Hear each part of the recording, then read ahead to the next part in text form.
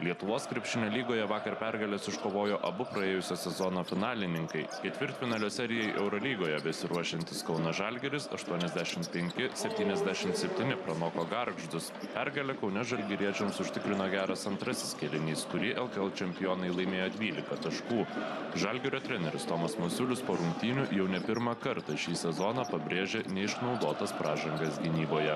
Rezultatas tenkina, bet žaidimas netenkina, nes tikrai tokie ypač pirmam kėlinį, kai praleidom, per pirmą kėlinuką 31 tašką praleidom su trimbom, turėdami 3 pražangas, tai kažkaip tai norisi tikrai solidžiau žaisti, bet iškovojom pergalę ir judom toliau.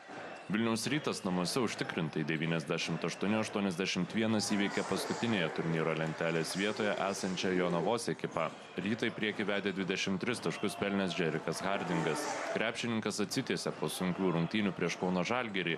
Ryto treneris Giedrius Žibėnas pabrėžė, kad vertinant Hardingo žaidimą reikėtų prisiminti, koks nelengvas yra šio amerikiečio sezonas. Jam atsiminkit, kad yra sunkus sezonas, tai tos yra ir traumos.